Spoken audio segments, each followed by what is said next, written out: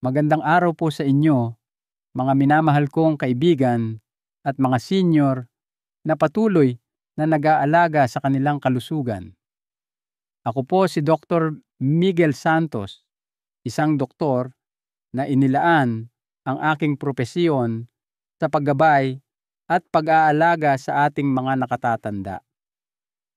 Sa aking maraming taon ng pagsisilbi, marami na akong nakitang mga kondisyon, ngunit may isang partikular na panganib na madalas ay tahimik, hindi napapansin hanggang sa huli na ang lahat. Naitanong nyo na ba sa inyong sarili kung ano ang nangyayari kapag may namumuong dugo o blood clot sa loob ng ating katawan? Posible bang matunaw ang mga ito ng kusa kahit walang gamot? Paano kung sabihin ko sa inyo na ang ilang pang-araw-araw na prutas na abot kaya at masarap ay may lihim na kakayahang protektahan ang inyong puso at mga ugat? Ang mga namumuong dugo ay parang mga bombang may orasan na hindi natin nakikita. Maaari itong lumitaw sa kahit saang bahagi ng katawan sa anumang oras bago magdulot ng atake sa puso o stroke. Ang pinakakakilakilabot na bahagi ay madalas silang tahimik at walang sintomas. Kaunting tao lamang ang nakakaalam na ang ilang mga prutas na nagtataglay ng mga likas na sangkap ay maaaring magpabuti ng sirkulasyon, tumulong sa pagtunaw ng mga bara sa ugat o arterial plaque, at tulungan tayong iwasan ang mga tahimik na panganib na ito. Ano-ano ang mga prutas na may ganitong kapangyarihan at paano ninyo ito maisasama sa inyong pang-araw-araw na pamumuhay? Manatili po kayo hanggang sa dulo ng ating talakayan. Ang mga sagot na inyong malalaman ay maaaring magkaroon ng malaking epekto sa pangangalaga ninyo sa inyong kalusugan.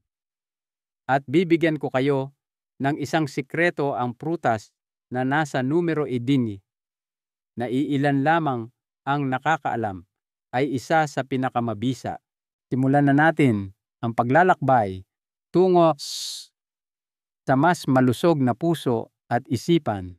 Ang nakatagong panganib ng namumuong dugo at kung bakit dapat ninyo itong malaman. Sa normal na sitwasyon, ang pamumuo ng dugo ay isang natural na proseso ng ating katawan upang pigilan ang pagdurugo kapag tayo ay nasusugatan. Ito ay isang mekanismong nagliligtas buhay. Subalit kapag ang mga pamumuong ito ay nabubuo sa hindi tamang lugar at panahon sa loob ng ating mga ugat, nagiging isa itong tahimik na banta. Kapag ang isang blood clot ay nabuo sa isang ugat, vein o artery, maaari nitong harangan ang normal na daloy ng dugo. Ito ay nagpapataas ng panganib para sa mga seryosong kondisyon tulad ng thrombosis, pamumuo sa malalim na ugat, pulmonary embolism, pamumuo sa baga, atake sa puso at stroke. Ang pinakanakakatakot na aspeto nito ay minsan wala itong anumang sintomas o babala. Malalaman na lamang natin kapag nagdulot na ito ng pinsalang mahirap ng ibalik sa dati. Ang ating modernong pamumuhay ay may malaking impluwensya sa problemang ito. Ang matagal na pag-upo, tulad ng sa mahahabang biyahe o sa maghapong pagtatrabaho sa opisina, ay nagpapabagal sa daloy ng dugo at nagiging sanhi ng pamumuo sa mga binti. Ang dehydration o kakulangan sa tubig ay nagpapalapot ng dugo na ginagawang mas madali para sa mga platelet at iba pang clotting factors na magdikit-dikit at mamuo. Bago tayo magpatuloy, nais ko sanang malaman kung taga saan po kayo na sumusubaybay sa atin ngayon. Mag-iwan po kayo ng komento sa ibaba at huwag mag-atubiling magtanong. Kung ang video na ito ay nakakatulong sa inyo, paki-type ang numero 1 sa komento. Kung hindi naman paki-type ang 0. Nais kong malaman na nanonood kayo. Ang isa pang mahalagang salik ay ang ating kinakain. Ang dieta na mataas sa trans fat, refined sugar, at mga ultra-processed foods ay nagdudulot ng pamamaga o inflammation sa katawan. Ito ay nakakasira sa mga pader ng ating mga ugat at nagpapataas ng produksyon ng mga sangkap na nagpapadali sa pamumuo ng dugo.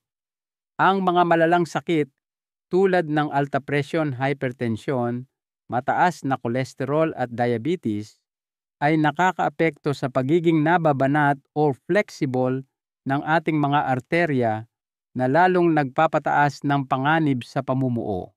Ang genetika at ang matagalang paggamit ng ilang gamot tulad ng contraceptives ay maaari ring magpataas ng tsansa. Kaya naman ang pag-unawa kung paano nabubuo ang mga clot at kung paano ito maiiwasan ay napakahalaga para sa ating kaligtasan. At ang mabuting balita, ang pagkain ay isa sa ating pinakamalaking sandata. Ang katotohanan, natural bang natutunaw ng katawan ang mga namuong dugo? Oo, ang ating katawan ay may sariling sistema para harapin ang mga namumuong dugo. Mayroon tayong isang enzyme na tinatawag na plasmin na siyang sumisira sa fibrin, ang protina na nagsisilbing pandikit na bumubuo sa mga clot. Ibig sabihin, may kakayahan ang katawan nating tanggalin ang mga ito. Ngunit maraming mga kadahilanan ang nakakaapekto sa pagiging epektibo ng sistemang ito. Ang pamamaga, inflammation, mahinang sirkulasyon at kakulangan sa ilang nutrisyon ay nagpapahina sa natural na depensang ito. Dito na pumapasok ang tunay na panganib. Ang magandang balita, may ilang mga pagkain, lalo na ang mga prutas na mayaman sa antioxidants at enzymes na maaaring makatulong sa katawan na natural na tunawin ang mga namumuong dugo. Ayon sa mga pag-aaral, ang mga prutas tulad ng pinya, kiwi at granada ay may mga kemikal na tumutulong sa pagsira ng fibrin at nagpapabuti ng daloy ng dugo. Ang mga prutas na mataas sa tubig ay nakakatulong din na bawasan ang lapot ng dugo na nagpapababa sa posibilidad na makabuo ng mga bagong clot. Ngunit isang mahalagang paalala, ang mga pagkaing ito ay para sa pag-iwas at suporta sa katawan. Hindi nila kayang palitan ang medikal na paggamot para sa mga aktibong clot. Kung nakakaranas kayo ng mga sintomas tulad ng pamamaga, matinding pananakit o hirap sa paghinga, kailangan ninyo ng agarang atensyong medikal. Ngayong alam na ninyo ito, alamin natin ang mga prutas na maaaring magbago ng inyong buhay. 1. Bayabas guava. Ang prutas na hindi pinapansin, ngunit tahimik na nagpapalakas ng ugat.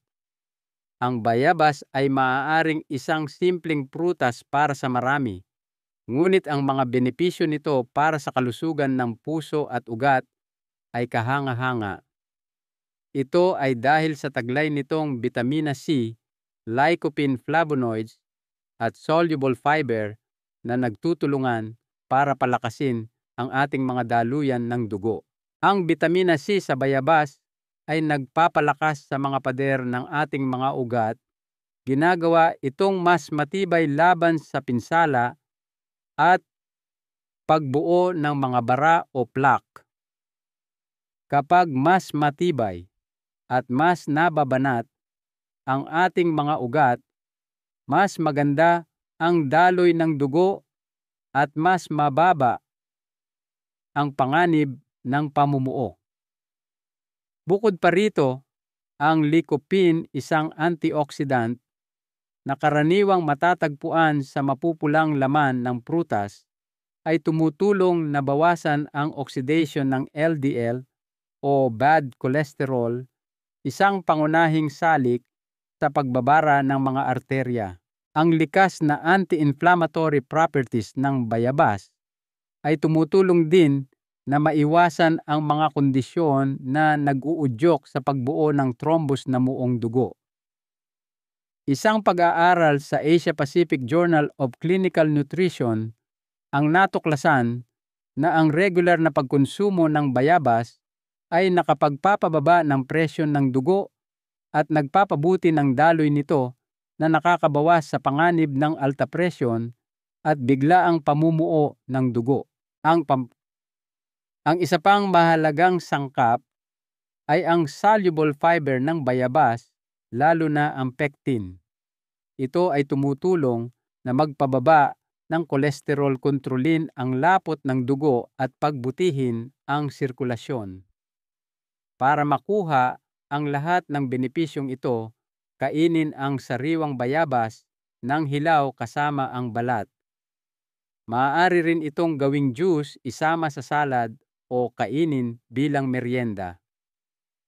Ang pinakamaganda sa lahat ito ay mura, masarap at madaling hanapin. 2. Pinya pineapple, ang lihim na enzyme na tumutunaw ng namuong dugo. Ang pinya ay higit pa sa isang tropical na prutas. Ito ay isang natural na powerhouse para sa kalusugan ng dugo at pag-iwas sa pamumuo. Ang sikreto nito ay ang bromelain, isang enzyme na pangunahing matatagpuan sa pinakagitna o core ng prutas. Ang bromelain ay may kakayahang sirain ang fibrin, ang protina na bumubuo sa mga namumuong dugo. Ito ay may anti-inflammatory at anticoagulant, panlaban sa pamumuo na epekto. Kapag nasira ang mga hibla ng fibrin, humihina ang mga clot na nagiging dahilan ng pagkatunaw nito at pinipigilan ang pagbabara sa sirkulasyon. Isang pag-aaral sa International Journal of Molecular Sciences ang nagpakita na ang bromelain ay makabuluhang nagbabawas sa platelet aggregation, ang unang hakbang sa pagbuo ng thrombus. Bukod pa rito, binabawasan nito ang lapot ng dugo at nagtataguyod ng mas makinis na daloy. Ang bitamina C na sagana sa pinya ay tumutulong din na panatilihing matatag, nababanat at malayo sa pamamaga ang ating mga ugat. Upang mapakinabangan ng husto ang mga benepisyo nito, kumain ng mas maraming sariwang pinya, lalo na't kasama ang ilang bahagi ng gitna nito kung saan puro ang bromelain. Isang mabisang kombinasyon ay ang paghahalo ng pinya sa katas ng luyang dilaw, turmeric at kaunting paminta, black pepper. Ang timplang ito ay nagpapalaka sa anti-inflammatory at anticoagulant na epekto na nagbibigay ng isang natural na elixir para sa ating sirkulasyon. 3. Granada pomegranate, ang pulang elixir na natural na naglilinis ng mga arterya.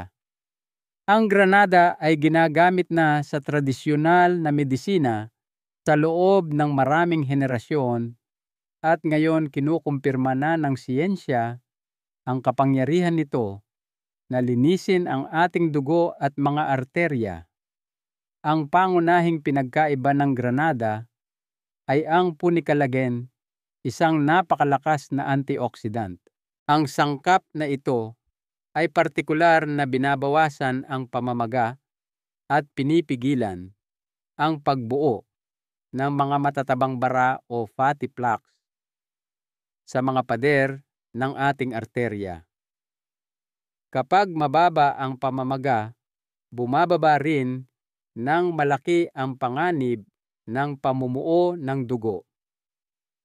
Pinapataas din ng Granada ang produksyon ng nitric oxide, isang kemikal na nagpaparelax at nagpapalawak sa ating mga daluyan ng dugo na nagpapabuti sa sirkulasyon. Ito ay nakakababa ng presyon ng dugo at nagpapabuti ng paghahatid ng oxygen sa buong katawan. Sa isang pag-aaral tungkol sa atherosclerosis, pagtigas at pagbabara ng arterya, ang araw-araw na pag-inom ng katas ng Granada sa loob ng 3 buwan ay nagresulta sa pagbawas ng kapal ng bara sa arterya ng hanggang 35%. Ito ay isang kamangha-manghang pagtuklas na nagpapakita na ang prutas ay hindi lang nakakapag-iwas, kundi may kakayahan ding bahagyang ibalik ang pinsala mula sa mahinang sirkulasyon. Lumalaban din ang Granada sa oxidation ng LDL cholesterol, isang pangunahing sanhi ng atherosclerosis at biglaang pamumuo ng dugo.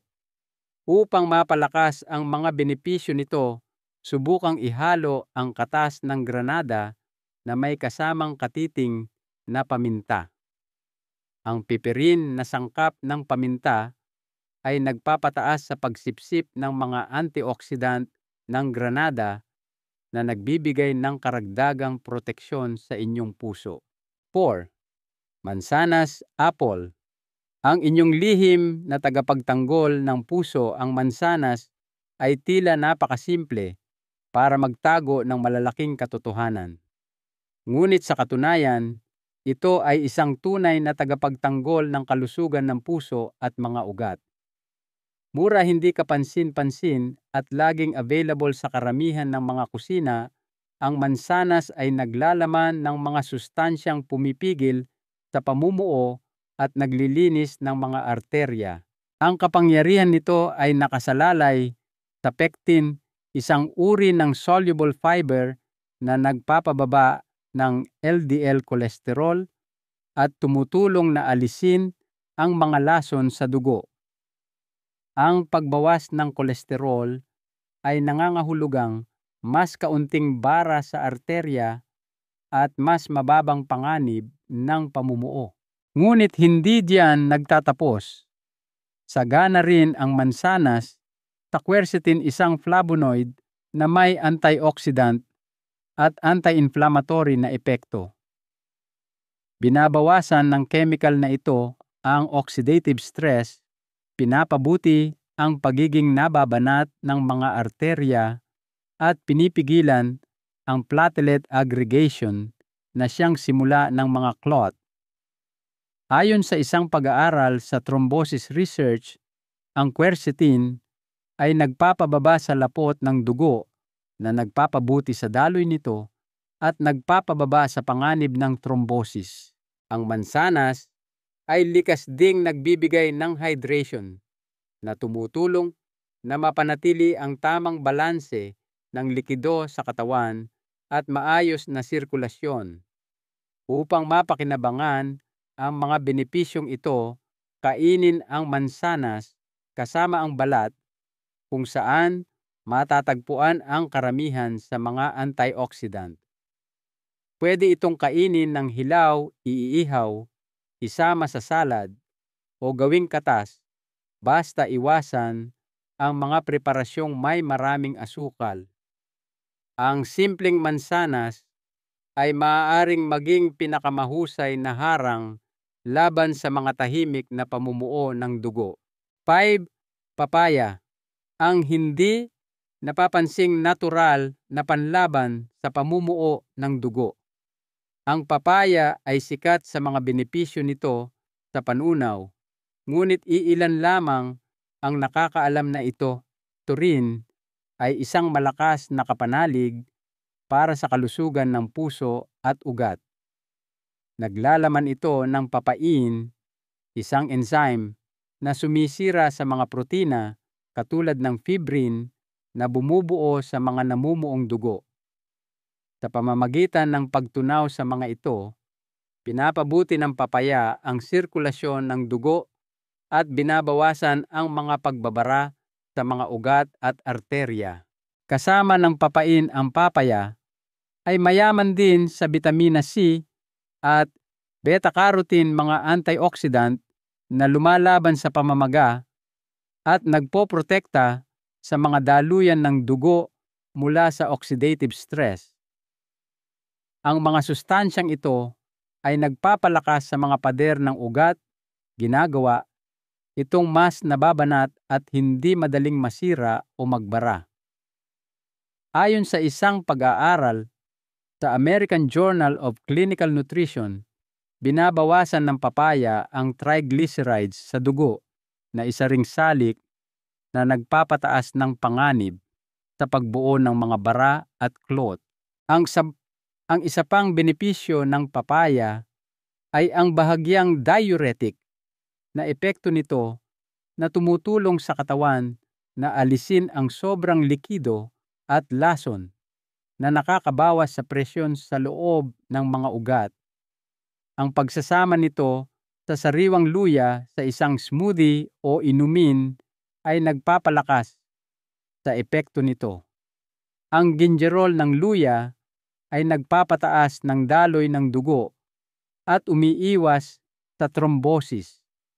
Ang papaya ay isang tagapaglinis ng dugo na madalas napapalampas dahil sa banayad nitong lasa ngunit malalim na aksyon.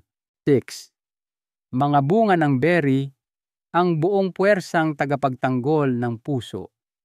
Ang mga pulang berry, kabilang ang strawberries, blackberries, raspberries, blueberries, at cherries, ay maliliit ngunit puno ng mga benepisyo para sa kalusugan ng puso at ugat. Ito ay dahil sa kanilang mataas na nilalaman ng anthocyanins, ang mga pigment na nagbibigay sa kanila ng matingkad na kulay at nagsisilbing malakas na antioxidants. Pinoprotektahan ng mga kemikal na ito ang mga pader ng daluyan ng dugo, binabawasan ang pamamaga at pagbuo ng mga bara na maaaring magdulot ng pamumuo ng dugo. Natuklasan sa isang pag-aaral ng Harvard Health Publishing na ang pagkain ng berries 3 beses sa isang linggo ay maaaring magpababa ng panganib ng stroke ng 32%. Ang mga prutas na ito ay nagpapalawak din ng mga arterya, nagpapabuti sa pagiging nababanat nito at nagpapababa ng lapot ng dugo na nagreresulta sa mas mahusay na sirkulasyon. Pinipigilan din nila ang oxidation ng LDL cholesterol, isang pangunahing sanhi ng pagbabara ng arterya. Isang hindi gaanong kilalang benepisyo ay ang pagkontrol sa presyon ng dugo. Dahil sa taglay nitong potassium at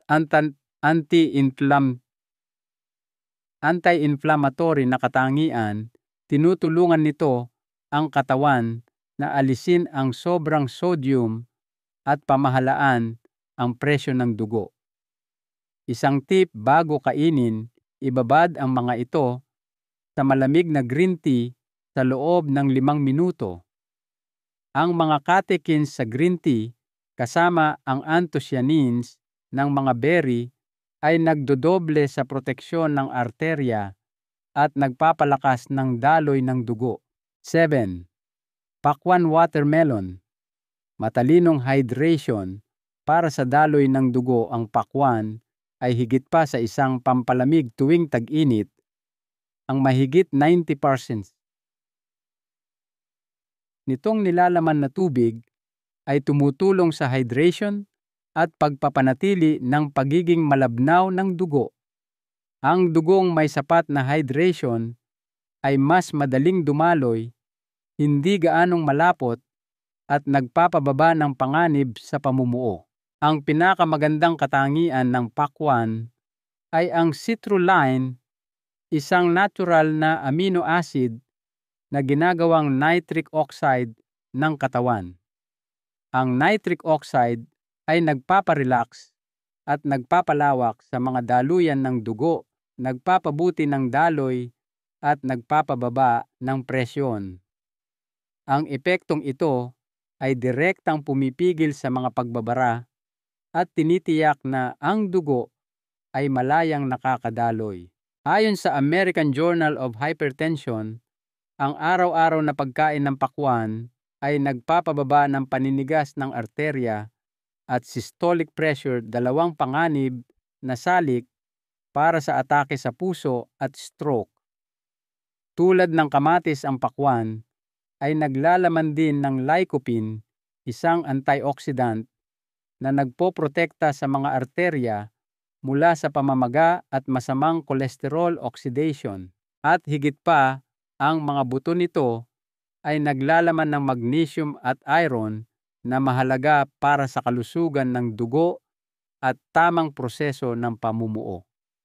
Maaari ninyong patuyuin at durugin ang mga buto at ihalo sa inumin or salad. Ang pakwan ay nagbibigay ng hydration at proteksyon na pinapanatiling malusog ang inyong sistema ng sirkulasyon. 8. Kahel orange. Ang pagsabog ng citrus na nagbibigay enerhiya at hydration sa iyong sirkulasyon. Ang kahel ay isa sa mga pinakasikat na prutas sa buong mundo at may magandang dahilan. Bukod sa masarap at mura, ito ay isang malakas na tagapagtanggol ng puso at mga daluyan ng dugo. Ang prutas na ito ay sagana sa bitamina C na matatagpuan sa katas at maging sa balat nito. Ang mahalagang bitaminang ito ay isang antioxidant na lumalaban sa mga free radicals na sumisira sa mga selula ng arterya at nagtataguyod ng pagbuo ng bara at clot. Hindi diyan nagtatapos ang mga benepisyo. Naglalaman din ang kahel ng mga flavonoids tulad ng hesperidin na nagpapabuti ng sirkulasyon, nagpapalakas sa mga pader ng ugat at nagbabawas ng paninigas ng arterya. Ayon sa mga pag-aaral sa American Journal of Clinical Nutrition, ang pagkonsumo ng bitamina C ay nagpapababa sa panganib ng sakit sa puso ng 20%. Ang soluble fibers ng prutas, lalo na sa puting bahagi nito, albedo, ay kapaki-pakinabang din. Ang mga hiblang ito ay nagpapababa ng kolesterol, nagre-regulate ng asukal sa dugo, at nagpapalabnaw ng dugo, isang perpektong kombinasyon para sa pag-iwas sa clot. Isang sikretong tip ay ang pagdaragdag ng luyang dilaw at paminta sa katas ng kahel. Ang kombinasyong ito ay nagpapalakas sa pagsipsip ng curcumin mula sa luyang dilaw at bitamina na lumalaban sa pamamaga at pamumuo ng dugo. Ang kahel, kinain man ng sariwa o sa anyo ng katas na may kaunting pagsasala, ay nagpapalakas sa kalusugan ng puso sa bawat lagok. 9. Abokado. Ang taba na hindi nakakataba, ngunit nakapagliligtas buhay. Sa loob ng mahabang panahon, ang abokado ay hindi makatarungang iniiwasan dahil sa pagiging mayaman nito sa taba. Ngayon, inihayag ng siyensya na ang malusog na taba na ito ay isa sa mga pinakamahusay na depensa laban sa sakit sa puso at pamumuo ng dugo. Mayaman sa monounsaturated fatty acids, lalo na ang oleic acid. Ang abokado ay nagpapababa ng LDL, bad cholesterol, at nagpapataas ng HDL, good cholesterol. Ang kombinasyong ito ay tumutulong na panatilihing malinis at walang bara ang mga arterya. Naglalaman din ang abokado ng bitamina K na may mahalagang papel sa pag-regulate ng tamang pamumuo ng dugo. Ang kakulangan sa bitamina K ay maaaring magdulot ng labis na pagdurugo, habang ang balanseng pagkonsumo nito ay tumutulong sa katawan na panatilihin ang tamang daloy ng dugo. Ang mga flavonoids sa abokado ay nagpapababa rin ng pamamaga sa arterya at nagpapabuti sa pagiging nababanat ng mga ugat na nagreresulta sa mas magandang daloy ng dugo. Isang pag-aaral ng American Heart Association ang natuklasan na ang pagkain ng abokado 3 beses sa isang linggo ay nagpapababa sa panganib ng sakit sa puso ng 22%. At narito pa ang isang sikreto, ang madilim na berdeng bahagi na malapit sa balat ng abokado ay naglalaman ng 3 beses na mas maraming antioxidant kaysa sa gitnang bahagi nito. Sa susunod na kumain kayo ng abokado, siguraduhin kayo rin ang bahaging iyon gamit ang kutsara. Ang abokado ay isang malusog, madaling ihanda at mabisang proteksyon. 10.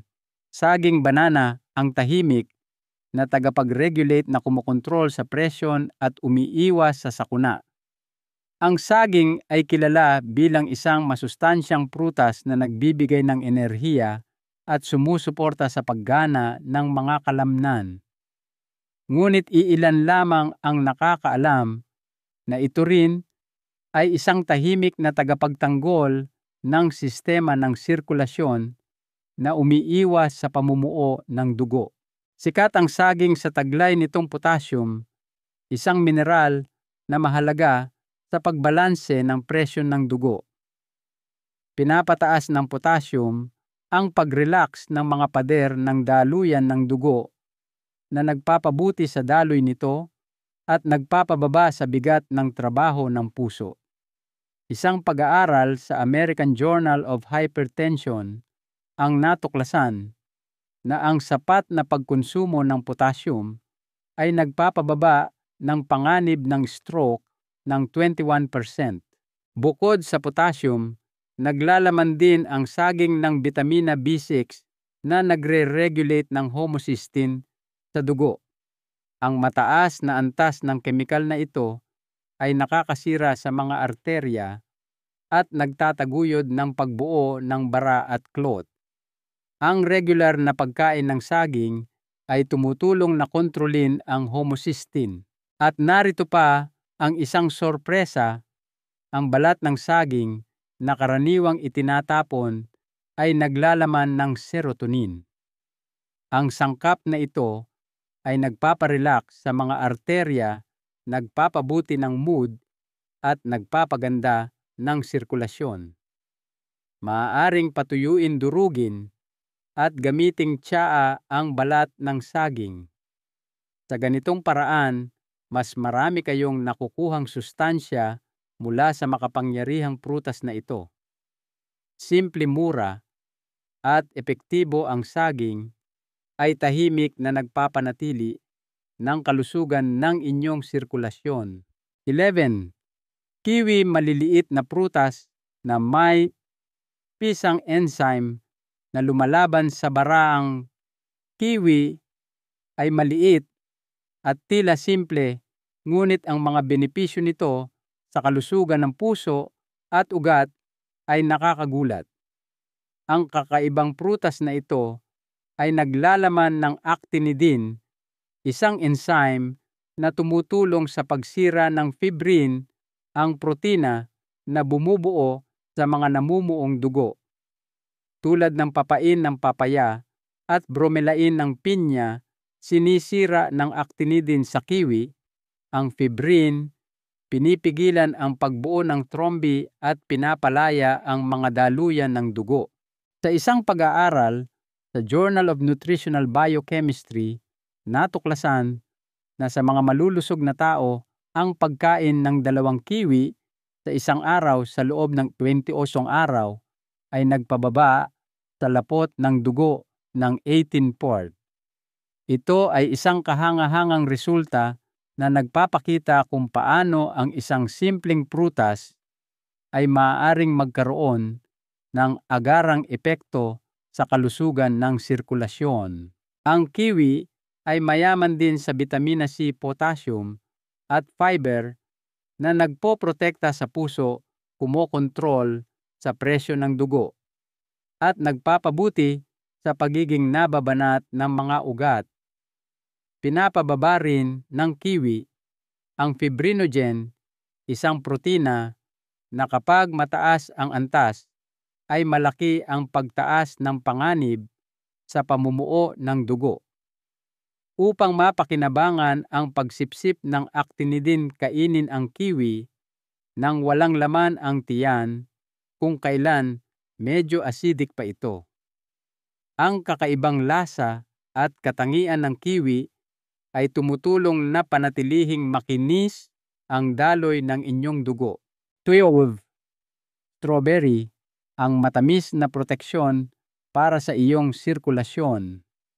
Ang strawberry ay isa sa mga pinakasikat na prutas dahil sa matamis at nakakapreskong lasa nito, ngunit iilan lamang ang nakakaalam na ito rin ay nagpoprotekta sa sistema ng puso at ugat. Ang mga anthocyanins sa strawberry na siyang nagbibigay dito ng matingkad na pulang kulay ay may antioxidant at anti-inflammatory na katangian na nagpoprotekta sa mga daluyan ng dugo. Pinipigilan ng mga kemikal na ito ang pamumuo sa pamamagitan ng pagpapalakas sa mga pader ng arterya, pagpapabuti ng pagiging elastiko nito at pagbabawas ng paninigas. Naglalaman din ang strawberry ng vitamina C na nagpoprotekta sa mga selula ng endothelium, ang panloob na lining ng ugat mula sa pinsala ng free radicals. Ang CP-PUSIM, ang isa pang benepisyo ay ang pagbabawas sa platelet aggregation. Pinipigilan ng strawberry ang mga platelet na magdikit-dikit na umiiwas sa pagbuo ng trombi at nagtataguyod ng malayang daloy ng dugo. Ayon sa mga pag-aaral sa Nutrition Journal, ang pagkain ng strawberry ay nagpapababa ng kabuuang kolesterol at triglycerides na nagpapabuti sa kalusugan ng dugo at puso. Isang magandang paraan ng pagkonsumo nito ay ang pag-inom ng strawberry smoothie na hinaluan ng malamig na green tea na naglalaman ng mga catechins na nagpapalakas sa epekto ng anthocyanins. Ang strawberry, isang masarap na prutas, ay may matibay na panloob na lakas na nagpoprotekta sa inyong sirkulasyon nang hindi ninyo namamalayan. 13. Ubas grape, ang lihim na lakas ng balat na umiiwas sa atake sa puso. Ang mga lilang ubas ay isa sa mga pinakapinag-aralang prutas para sa kalusugan ng puso at pag-iwas sa mga sakit sa sirkulasyon, at ang susi ay nasa balat nito. Naglalaman ito ng resveratrol, isang antioxidant na direktang nagpoprotekta sa mga daluyan ng dugo at pumipigil sa pamumuo. Pinipigilan ng resveratrol ang mga platelet na magdikit-dikit at harangan ang daloy ng dugo. Pinapataas din nito ang pagiging elastiko ng mga ugat na nagpapabuti sa sirkulasyon at nagpapababa ng presyon. Isang pag-aaral sa European Journal of Clinical Nutrition ang natuklasan na ang araw-araw na pag-inom ng katas ng lilang ubas sa loob ng 2 linggo ay nagpababa sa panganib ng pamumuo ng dugo ng 75%. Hindi diyan nagtatapos ang mga benepisyo. Ang ubas ay naglalaman din ng mga flavonoids na nagpapalawak ng mga maliliit na ugat, lumalaban sa pamamaga, at nagpapababa sa oxidation ng LDL cholesterol. Upang mapakinabangan ang mga benepisyong ito, kainin ang ubas kasama ang balat at kung maaari, ang mga buto na naglalaman din ng mga panlaban na kemikal. Isang simpleng tip: i-freeze ang mga ubas para sa isang malutong at nakakapreskong merienda. Ang mga sustansya ay napapanatili at ang isang karaniwang gawi ay nagiging isang gawaing nagpoprotekta sa puso. 14. Cherry. Ang panlaban sa pamamaga at pamumuo. Ang cherries ay maaaring mukhang delikado at kaakit-akit, ngunit ang epekto nito sa katawan ay malaki, lalo na para sa kalusugan ng puso at ugat. Binabawasan ng cherries ang pamamaga at pinapabuti ang daloy ng dugo dahil sa taglay nitong anthocyanins, flavonoids at vitamina C. Pinoprotektahan ng mga kemikal na ito ang mga pader ng daluyan ng dugo mula sa pagbuo ng bara at clot.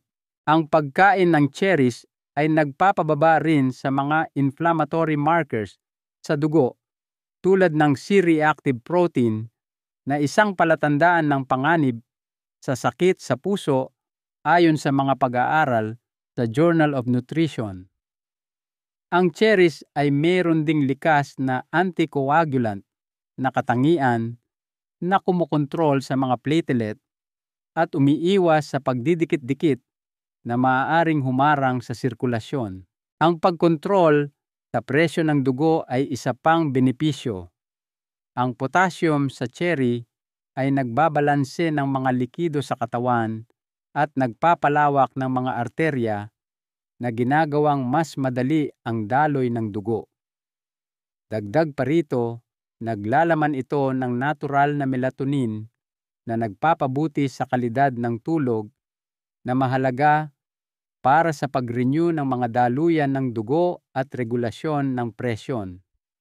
Huwag maliitin ang laki nito. Ang cherries ay lumalaban sa mga clot at nagpapanatili ng kalusugan ng puso sa likod ng tamis nito. Ang malaking halaga ng pagbabaliwala sa listahang ito, mga kaibigan. Ang pagbabaliwala sa mga senyales ng inyong katawan ay mapanganib at magastos. Bawat namumuong dugo na hindi nakokontrol ay maaaring tahimik na sumisira sa inyong kalusugan. Ang hindi pag-ampon sa mga gawi na nakakapag-iwas ay nagpapataas ng panganib at maaaring maging patal. Ang isang dieta na mayaman sa mga piling prutas na ito ay maaaring maging hadlang sa mga seryosong problema sa kalusugan. Sa pagbabaliwala sa mga prutas na ito, nanganganib kayo sa thrombosis, stroke, at atake sa puso. Ang mga hindi inaasahang pangyayaring ito ay maaaring guluhin ang inyong buhay at magdulot ng malaking pinsala sa pisikal, emosyonal at pinansyal na aspeto. Isipin ninyo ang mga mahahalagang oras na mawawala sa piling ng inyong pamilya at mga apo dahil sa isang kondisyon na maaaring naiwasan. Lahat ng mga prutas na ito ay pinili para sa kanilang likas na kakayahang magtaguyod ng sirkulasyon, tumulong sa pagtunaw ng mga clot at protektahan ang mga arterya. Ipinapakita ng siyensya na ang maliliit na pagbabago sa diyeta ay maaaring maging kalasag ng inyong puso. Ang pagwawalang bahala sa mga benepisyong ito ay paglalagay sa sarili sa panganib ng mga malubhang sakit at mga masakit na paggamot. Ang mga simple ngunit mapagpasyang gawi ay maaaring magbago ng takbo ng inyong kalusugan. Ang buhay ngayon ay mas mahalaga kaysa sa isang sandali ng pagwawalang bahala. Kumilos bago pa lumitaw ang mga sintomas. Ang pagbabaliwala sa listahang ito ay maaaring masyadong mahal ang kabayaran. Nasa inyo ang desisyon, at ang pag-iwas ay kadalasang nagliligtas ng buhay. Para sa inyong puso, gawin ninyo ito ngayon. Isang mahalagang aral sa buhay mula sa inyong doktor. Matapos nating malaman ang tungkol sa mga prutas na ito na maaaring magpabuti ng inyong sistema ng sirkulasyon, ang susunod na hakbang ay ang pagkilos. Huwag na nating hintayin ang isang nakakagulat na resulta ng eksamen o isang hindi inaasahang sintomas para simulan ang pag-aalaga sa kung ano ang pinakamahalaga ang inyong buhay. May kapangyarihan kayong mag-iwas sa pamamagitan ng mga simpleng pagpili. Ang isang dakok ng ubas sa umaga, isang kiwi bago kumain, o isang smoothie ng papaya at luya, ang mga ito ay maaaring mukhang maliliit na bagay, ngunit ang pinagsama-samang epekto nito ay napakalaki. Ito ay tulad ng pagtatayo ng isang hindi nakikitang lambat ng kaligtasan na nagpapanatiling maayos at ligtas ang daloy ng inyong dugo araw-araw.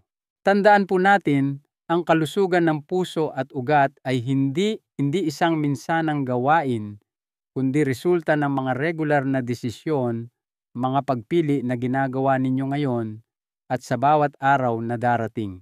Huling panawagan, mga minamahal kong kaibigan, bilang inyong doktor at gabay, nais kong iwan sa inyo ang aral na ito. Ang kalusugan ay hindi lamang ang kawalan ng sakit. Ito ay isang yaman na dapat nating ingatan, palaguin at ipagpasalamat araw-araw sa pamamagitan ng ating mga gawa. Ang bawat malusog na pagpili ay isang pamumuhunan para sa isang mas mahaba, mas masaya, at mas makabuluhang buhay kasama ang ating mga mahal sa buhay. Kung may natutunan kayo sa ating talakayan, ngayon mangyaring mag-iwan ng komento sa ibaba. Sabihin ninyo kung aling prutas ang paborito ninyo o kung mayroon kayong sariling karanasan na nais ibahagi. Huwag kalimutang mag-subscribe sa channel na ito para hindi ninyo mapalampas ang mga susunod pa nating mga payong pangkalusugan.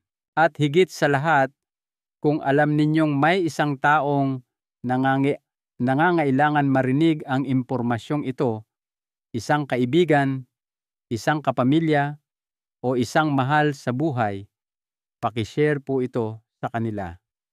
Ang impormasyon ay nagliligtas ng buhay at sa isang simpleng pag-share, maaari ninyong mabago ang buhay ng iba.